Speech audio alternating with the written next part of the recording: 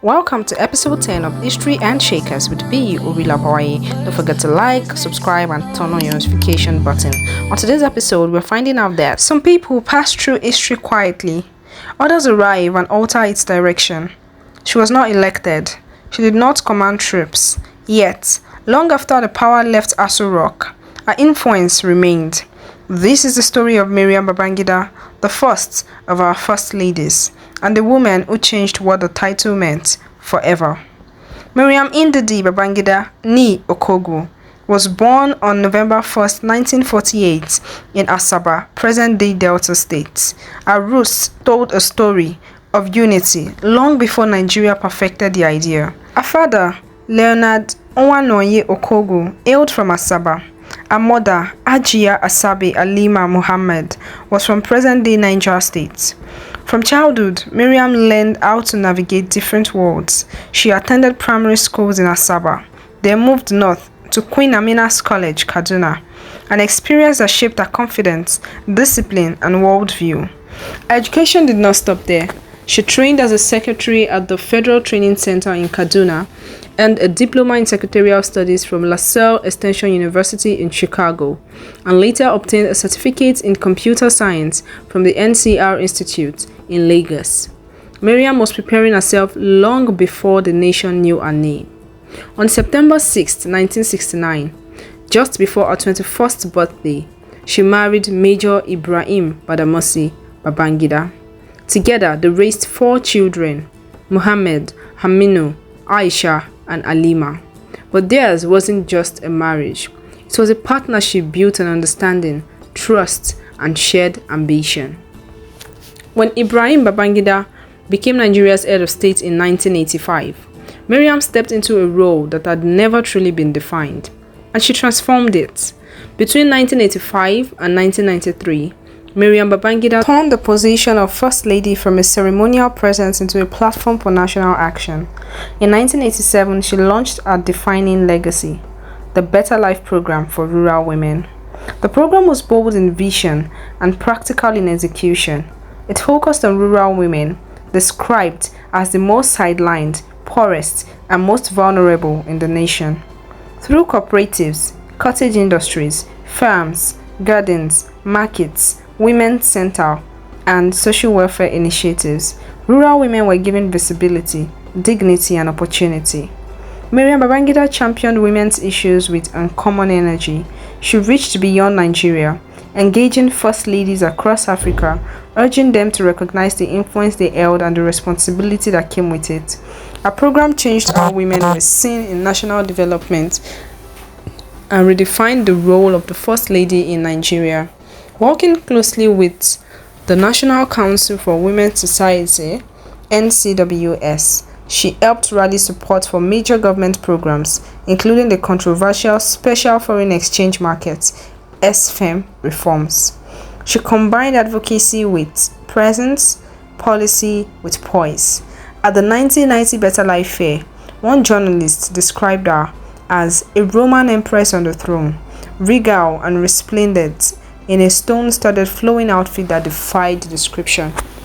Maryam Babangida had become one of the most influential women in Nigeria's history.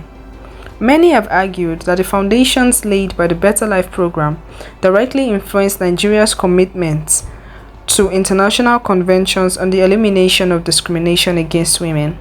The National Policy on Women, the National Commission for Women, later upgraded to the Federal Ministry of Women Affairs and the National Center for Women Development, all traced their roots to gains realized during her tenure.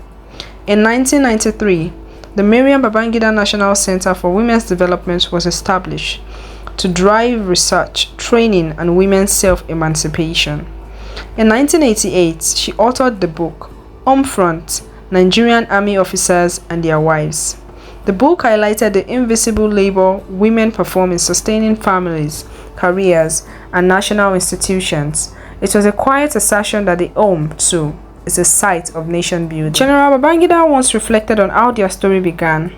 He traced it back to his youth at the Nigerian Military Training College in Kaduna, to family ties, shared spaces, and an early friendship that grew with time. Despite the fleeting nature of young military romances, it said their bond felt predestined. They remained friends through early army years and training abroad, bound by trust, familiarity, and mutual respect. According to General Babangida, Maryam surpassed all these expectations. From the very beginning, she understood her role as a wife and carried it out with intention and excellence. She was deeply hands-on, personally involved in his meals, his home, and their family life. They resolved disagreements privately, apologized freely, and never required outside mediation. She stood firmly by him through every stage of his military and political career. Yet, she wanted more than domestic fulfillment. She wanted partnership.